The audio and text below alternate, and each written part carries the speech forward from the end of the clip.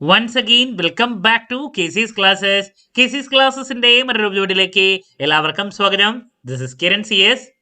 Kerala PSC junior accountant category number 363 324 2025 ഈ ഒരു പോസ്റ്റിന്റെ സ്മാർട്ട് സ്റ്റഡി വീഡിയോസ് ആണ് നമ്മളിപ്പോൾ കണ്ടിന്യൂ ചെയ്യുന്നത്. Already 100 day study plan video നമ്മൾ അപ്ലോഡ് ചെയ്തിട്ടുണ്ട്. കാണാത്തവരുണ്ടെങ്കിൽ കാണാം. അതിനുശേഷം മൊഡ്യൂൾ വൈസ് അനാലിസിസ് ചെയ്തു. ഇപ്പോൾ ചെയ്തുകൊണ്ടിരിക്കുന്നത് previous year question paper discussion ആണ്. 2022 ഇതിനേക്കാൾ മുമ്പുണ്ടായിരുന്ന എക്സാം നടന്നത്. സോ ആ ഒരു പേപ്പറിന്റെ ഡീറ്റെയിൽഡ് അനാലിസിസ് ഡിസ്കഷൻ ആണ് നമ്മളിപ്പോൾ ചെയ്തുകൊണ്ടിരിക്കുന്നത്. ഓൾറെഡി നമ്മൾ 40 ചോദ്യങ്ങൾ ഡീറ്റെയിൽഡ് ആയിട്ട് ഡിസ്കസ് ചെയ്ത് കഴിഞ്ഞു. 4 മൊഡ്യൂൾസ് ആണ് അവിടെ ഫിനിഷ് ചെയ്യാൻ സാധിച്ചത് നമുക്ക്. നെക്സ്റ്റ് ഒരു 10 ചോദ്യങ്ങൾ മാർക്കറ്റിംഗ് റിലേറ്റ് ചെയ്തിട്ടുള്ളതാണ് വരുന്നത്. സോ അതിൽ ആദ്യത്തെ ഒരു 5 ചോദ്യങ്ങൾ നമുക്ക് ഇന്ന് ഡിസ്കസ് ചെയ്യാം. വീഡിയോയിലോട്ട് പോണേക്കാൾ മുമ്പ് പറയാനുള്ളത്, നമ്മുടെ സ്ഥാപനം Kerala PSC commerce and management relate ചെയ്തിട്ടുള്ള എല്ലാ പോസ്റ്റുകൾക്കും ഓൺലൈനായിട്ട് കോച്ചിങ് പ്രൊവൈഡ് ചെയ്യുന്ന സ്ഥാപനമാണ്. നമ്മുടെ ആപ്പിലൂടെയാണ് ക്ലാസ്സസ് അവൈലബിൾ ആവുക. ലൈവ് സെഷൻസ് ഉണ്ടായിരിക്കും, അത് അറ്റൻഡ് ചെയ്യണം നിർബന്ധമല്ല. എല്ലാത്തിൻ്റെയും റെക്കോർഡും ആക്സസ് ചെയ്യാൻ സാധിക്കും. Then MCQ practices, PDF notes, previous year question paper discussion, അങ്ങനെ സ്മാർട്ട് സ്റ്റഡിക്ക് വേണ്ടിയിട്ടുള്ള എൻറ്റയർ കാര്യങ്ങൾ നമ്മുടെ കോച്ചിങ്ങിലൂടെ നിങ്ങൾക്ക് അവൈലബിൾ ആയിരിക്കും. സോ നമ്മുടെ ക്ലാസ്സിൽ ജോയിൻ ചെയ്ത് പഠിച്ച Kerala PSC commerce and management relate ചെയ്തിട്ടുള്ള പോസ്റ്റുകൾ ക്രാക്ക് ചെയ്യാൻ താല്പര്യമുള്ള സ്റ്റുഡൻസിന് ഡിസ്ക്രിപ്ഷൻ ബോക്സിലുള്ള എൻ്റെ വാട്സപ്പ് നമ്പറിൽ കോൺടാക്ട് ചെയ്യാം, ക്ലാസ്സസ് ആക്സസ് ചെയ്യാം. ജൂനിയർ അക്കൗണ്ടിൻ്റെ കോച്ചിങ് നമ്മൾ ഓൾറെഡി ആരംഭിച്ചിട്ടുണ്ട് കേട്ടോ. സോ ഇത്രയും പെട്ടെന്ന് തന്നെ നിങ്ങൾ നിങ്ങളുടെ സീറ്റ് ഉറപ്പാക്കുക. അപ്പോൾ നമുക്ക് എന്തെങ്കിലും സ്റ്റാർട്ട് ചെയ്യാം. ക്വസ്റ്റ്യൻ നമ്പർ 41 ആണ്. ഞാൻ പറഞ്ഞു മാർക്കറ്റിംഗ് റിലേറ്റ് ചെയ്തിട്ടുള്ള ചോദ്യങ്ങളാണ്.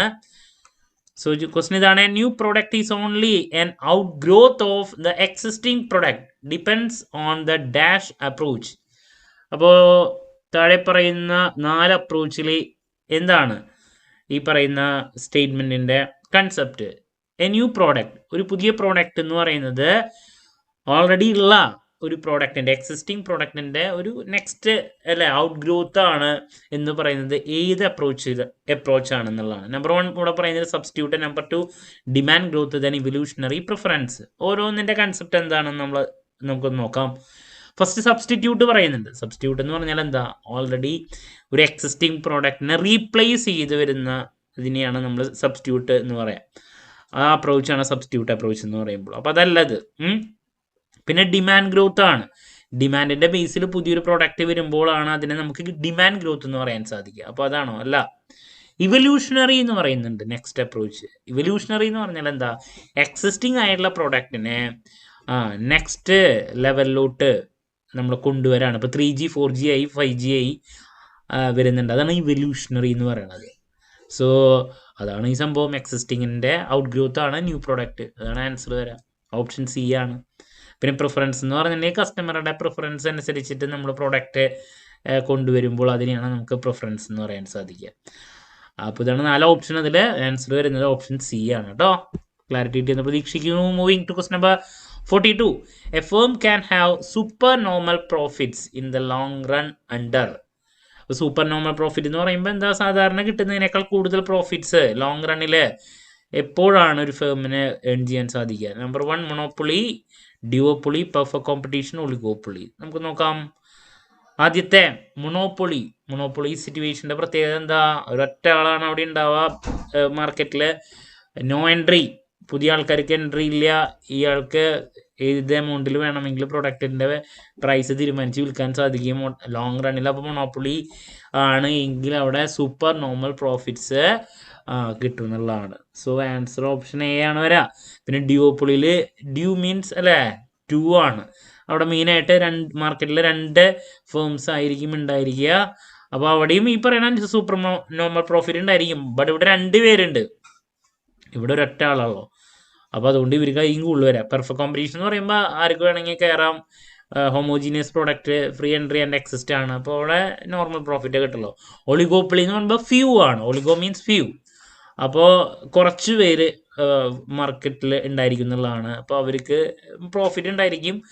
അപ്പോൾ മൊണോപ്പൊളി, ഡ്യുവോപ്പൊളി, ഒളിഗോപ്പൊളിയിലൊക്കെ പ്രോഫിറ്റ് കുറച്ചും കൂടി കൂടുതൽ ഏൺ ചെയ്യാൻ സാധിക്കും. ബട്ട് ഇതിൽ ഏറ്റവും കൂടുതൽ പ്രോഫിറ്റ് കിട്ടുന്നത്, സൂപ്പർ നോർമൽ പ്രോഫിറ്റ് ലഭിക്കുന്നത് മൊണോപ്പൊളിയിലാണ്. ഓപ്ഷൻ A ആണ് ആൻസർ വരാൻ. Moving to question number 43. Fixing a higher price in the initial stage is known as high price initial സ്റ്റേജിൽ ഒരു പ്രോഡക്റ്റ് ലോഞ്ച് ചെയ്യുമ്പോൾ ഫിക്സ് ചെയ്യുന്ന അത് ഏത് കേസിലാണ്? Number 1 market penetration, then skimming, target return, price discrimination.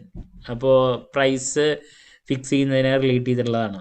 Number 1 penetration പറയുന്നുണ്ട്. Market penetration സ്ട്രാറ്റജിയുടെ പ്രത്യേകത എന്താ? സ്റ്റാർട്ടിങ്ങിൽ പ്രൈസ് കുറവായിരിക്കും, പിന്നെ കൂടി കൂടി വരും. അതാണ് പെനട്രേഷൻ. അപ്പോൾ അതാണ് ഇവിടെ അല്ല ഹൈ പ്രൈസ് ഇനീഷ്യല. അതെന്താ? സ്കിമ്മിങ് ആണ്. സ്കിമ്മിങ്ങിലാണ് ഹൈ പ്രൈസ് ഇനീഷ്യലി വയ്ക്കുന്നത്, പിന്നെ അത് കുറഞ്ഞു വരുന്നത് കാണാൻ പറ്റും മാർക്കറ്റിൻ്റെ ഡിമാൻഡ് അനുസരിച്ചിട്ട്. ഓക്കെ, അപ്പോൾ ഓപ്ഷൻ ബി ആണ് ഇതിലെ ആൻസർ.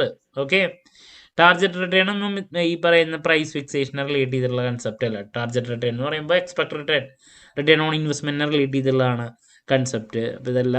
പ്രൈസ് ഡിസ്ക്രിമിനേഷൻ എന്ന് പറയുമ്പോൾ കസ്റ്റമർ അനുസരിച്ചിട്ട് പ്രൈസ് പ്രോഡക്റ്റിന് അല്ലേ ഡിഫറെൻ്റ് ആയിട്ട് കൊടുത്ത് വിൽക്കുന്ന പരിപാടിയാണ് ഡിസ്ക്രിമിനേറ്റിംഗ് പ്രൈസ് എന്ന് പറഞ്ഞാൽ. അപ്പോൾ ഓപ്ഷൻ ബി ആണ് ഇതിൽ answer. Moving to question number 44. Predictive analysis, conjoint analysis, client intent survey, Delphi method are methods of. താഴെ പറയുന്നതിൽ ഇതിൻ്റെ മെത്തേഡ്സ് ആണ് ഈ പറയുന്നത്. Okay, number 1 demand analysis, number 2 demand forecasting, then demand estimation, demand elasticity. നമുക്ക് നോക്കാം. ഡിമാൻഡ് അനാലിസിസ് എന്ന് പറഞ്ഞിട്ടുണ്ടെങ്കിൽ എക്സിസ്റ്റിംഗ് അല്ലെങ്കിൽ പാസ്റ്റ് കറണ്ട് ഡിമാൻഡിൻ്റെ അനാലിസിസിനെയാണ് നമുക്ക് ഡിമാൻഡ് അനാലിസിസ് എന്ന് പറയാൻ സാധിക്കുക. ദെൻ നെക്സ്റ്റ് ഡിമാൻഡ് ഫോർകാസ്റ്റിംഗ് ആണ്. ഫ്യൂച്ചർ ഡിമാൻഡിനെ പറ്റിയിട്ട് പഠിക്കുന്നതിനെയാണ് ഡിമാൻഡ് ഫോർകാസ്റ്റിംഗ്. എസ്റ്റിമേഷൻ എന്ന് പറഞ്ഞാലും കറണ്ട് ഡിമാൻഡ് എന്താണ് ഓൾറെഡി എക്സിസ്റ്റിംഗ് ആയിട്ടുള്ള പല ഫാക്ടേഴ്സ് വെച്ചിട്ട് നമ്മൾ കറണ്ട് ഡിമാൻഡിനെ കണ്ടുപിടിക്കുന്നതിനെയാണ്, മെഷർ ചെയ്യുന്നതിനാണ്, സ്റ്റാറ്റിസ്റ്റിക്കൽ അനാലിസിസ് ഒക്കെ വെച്ചിട്ട് അതിനെയാണ് ഡിമാൻഡ് എസ്റ്റിമേഷൻ എന്ന് പറയാം. അതും പ്രസൻ്റ് ആണ് മെയിനായിട്ട്. ഡിമാൻഡ് ഇലാസ്റ്റിസിറ്റി എന്ന് പറയുമ്പോൾ നമുക്കറിയാം പ്രൈസിൽ ഉണ്ടാകുന്ന വ്യത്യാസം ഡിമാൻഡിനെ എത്രത്തോളം റെസ്പോൺസീവ്നെസ് ടു ചേഞ്ചസ് ആണ് ഡിമാൻഡ് ഇലാസ്റ്റിസിറ്റി.